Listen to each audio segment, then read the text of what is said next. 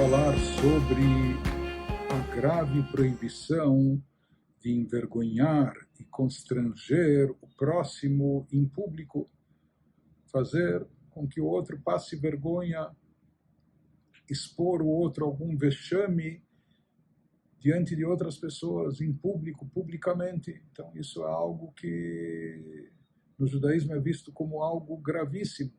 Constranger, envergonhar uma pessoa em público. Isso nós aprendemos de uma passagem bíblica famosa que nos conta como Yehudá tinha filhos, que eles se casaram com Tamar. O primeiro filho se casou com ela, e ele faleceu prematuramente. Já havia naquela época uma prática de levirato, ou seja, que quando o falecido partia desse mundo sem deixar descendência, sem deixar filhos, então a viúva era desposada pelo irmão do falecido, pelo seu cunhado, e assim fez Onan, mas assim como o seu irmão mais velho, que não agia corretamente, não era bom, ele continuou com as mesmas práticas ruins do irmão, e ele também morreu prematuramente, e ela ainda esperava ser desposada pelo terceiro irmão, Shelah, mas Yehudá, com medo que ela fosse, como se diz, uma mulher pé frio, que aqueles que se casam com ela morrem prematuramente, ele começou a enrolar e dizer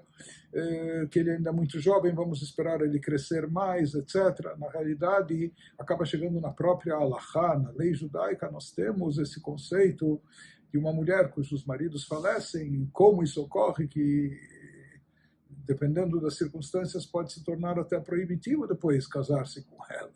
De qualquer forma, ela percebeu que depois de um passar de tempo que Yehudá estava enrolando ela, e bom, enfim, acontece o que acontece, até que ela se disfarça e fica à beira da estrada, e no final ela acaba engravidando do próprio Yehudá, que não sabe, que não teve relações com a sua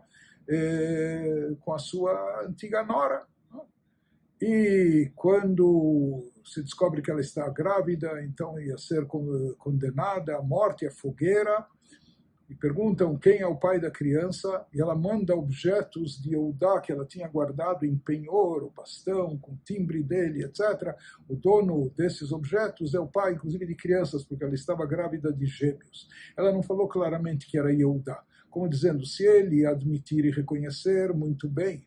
Caso contrário, não vou ser eu que vá envergonhá-lo e constrangê-lo em público. Em outras palavras, ela estava pronta a ser jogada na fogueira para não envergonhar Yehudá. No final da história, se vê que quando Yehudá percebe que os objetos são seus, então ele reconhece que ela tem razão, porque ele havia prometido a ela o terceiro filho e não concedeu, etc. E no final ele admite a paternidade e admite que ela tem mais razão do que ele, mas nós vemos do gesto nobre, digno de Tamar, que ela estava pronta, grávida de gêmeos, de ser jogada à fogueira, condenada, tudo isso para não envergonhar Yehudá. Ela não queria dizer que ele é o pai das crianças. Ela falou, se ele resolver, ela não queria envergonhá-lo em público, constrangê-lo em público. Então ela pensou, se ele resolver, ela deu a ele a escolha, se ele resolver admitir e reconhecer, muito bem, caso contrário, de fato ela estava pronta a ser jogada à fogueira. E daqui nós vemos a gravidade dessa questão de envergonhar ou constranger o próximo em público, e o quanto a pessoa deve evitar isso de todas as formas e maneiras, o quanto a pessoa deve fugir disso. Nas palavras dos nossos sábios, é preferível, como Deus nos livre, se jogar ao fogo, mas não envergonhar o próximo em público.